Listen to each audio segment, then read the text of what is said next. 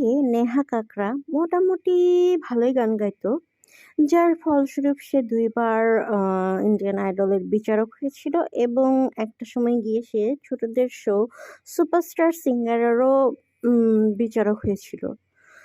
তো সেটা ভালো কথা। কথা হচ্ছে যে ২০২৫ সালে নেহা কাকড়া এবং তার ভাই টনি কাকড়া মিলে একটি মিউজিক ভিডিও বানায়।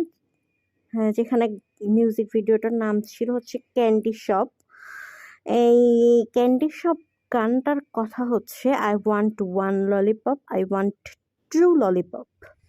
এখন এই ওয়ান ললিপপ ট্রু ললিপপ মানে পুরো ললিপপ দিয়ে গানটা শুরু, গো ললিপপ দিয়ে শেষ। তো এখানে ললিপপ বলতে কি বুঝিয়েছে নেহা কাকড়া এবং তার ভাই টনি কাকড়া, আশা করি বুঝতে কারোরই অসুবিধা হবে না। এবং গানটার মধ্যে নেহা কাকড়া যে অঙ্গভঙ্গিগুলো করেছে খুবই অশ্লীল অঙ্গভঙ্গি এবং পোশাকও খুবই জঘন্য, ছোট পোশাক। আমার কথা হচ্ছে যে যে নিজেই অশ্লীল অঙ্গভঙ্গি করছে, ছোট পোশাক পরছে, সে ছোট ছোট কোমলমতি শিশুদেরকে ঠিক কি শিখাতে পারে?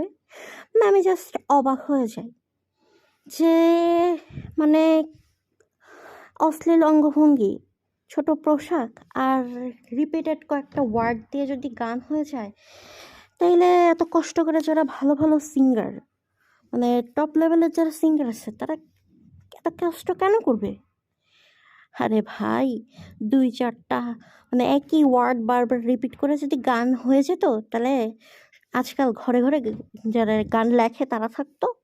মানে লেখে মানে যারা গান লেখে তারা ঘরে ঘরে থাকতো, আর ঘরে ঘরে মানে গান হইতো। তখন আর মানুষ ভালো ভালো সিঙ্গারদের, বড় বড় সিঙ্গারদের যে শো করে তারা, এগুলো হচ্ছে টিকিট কাইটে দেখতে চাইতো না। ২-৪ এক লাইন মানে ২-৪টা ওয়ার্ড দিয়ে রিপিট করে করে বারবার একটা গান এবং অশ্লীল অঙ্গভঙ্গি করে মিউজিক ভিডিও করে সেটা একবারে ইউটিউবে ছেড়ে দিলেই দর্শক খাবে, এতটাও বোকা দর্শক না।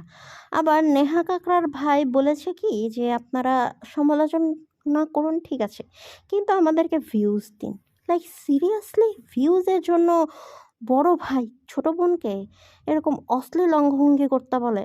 আমার জানা ছিল না। মানে এরা ২ কাকড়া ভাই বোন পুরা গানের ধর্ষণ করে সর্বনাশ করে ছেড়ে দিয়েছে, এই আর কি।